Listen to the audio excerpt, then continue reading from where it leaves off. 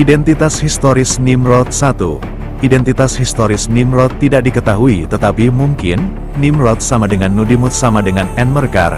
2. Nimrod mungkin adalah Enmerkar dalam literatur Sumeria, Enmerkar vs penguasa Arata, 2100 SM. 3. Nimrod mungkin dikenal sebagai Nudimut sang pemimpin menurut kisah penciptaan Eridu dari bangsa Sumeria, setelah mahkota dan tahta kerajaan yang agung turun dari surga. Ritual-ritual ilahi dan kekuatan-kekuatan agung disempurnakan, batu bata kota-kota diletakkan di tempat-tempat suci, nama-nama mereka diumumkan, dan dibagikan. Kota pertama, Eridu, diberikan kepada Nudimut, sang pemimpin. Nimrod adalah Nudimut, seorang pendeta dukun. Enmerkar menyebut dirinya sebagai Nudimut. 4. Nimrod mungkin Gisur. Daftar Raja Sumeria menunjukkan bahwa Eridu, Babel, adalah kota pertama di bumi sebelum banjir. Setelah kerajaan turun dari surga, kerajaan berada di Eridu.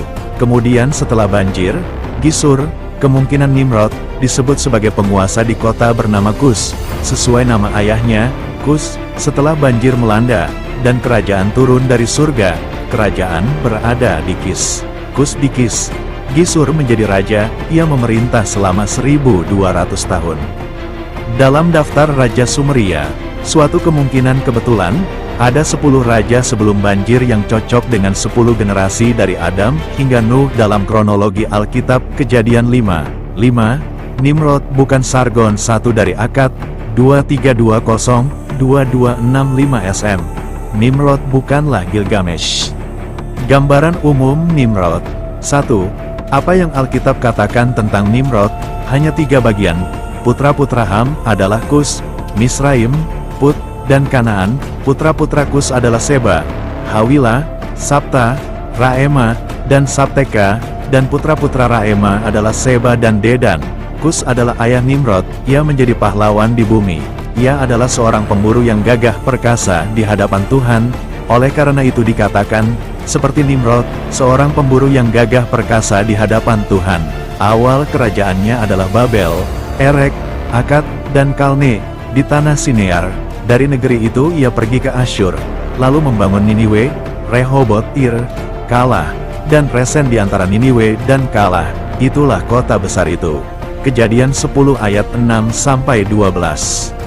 Putra-putra Kus adalah Seba, Hawila, Sabta, Rama, dan Sabteka, dan putra-putra Rama adalah Seba dan Dedan. Kus menjadi ayah Nimrod, ia menjadi orang yang berkuasa di bumi. 1 Tawari 1 ayat 9-10.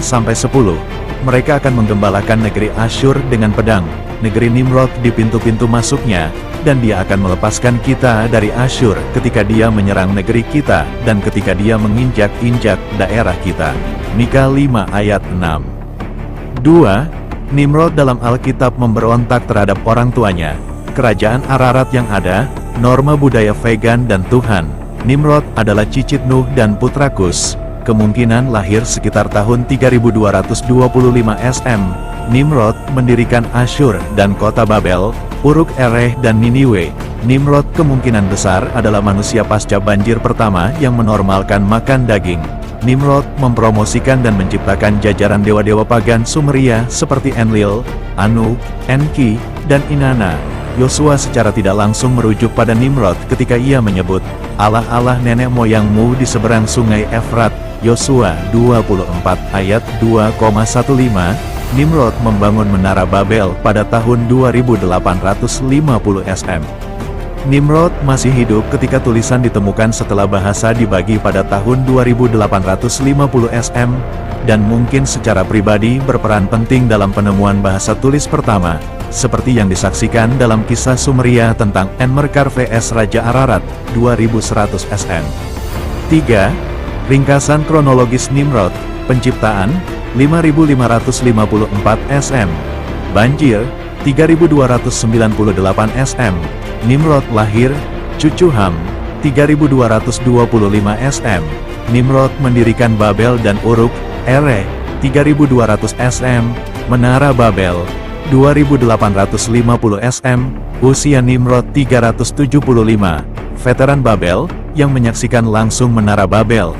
Kelahiran Eber, 2901 SM, penutur bahasa Ibrani pertama dan bapa semua orang Ibrani, baby boomer Babel, Peleg lahir pada tahun 2767 SM, keturunan pertama dalam garis keturunan benih yang lahir setelah Menara Babel. Nimrod meninggal pada usia 500 tahun pada 2725 SM.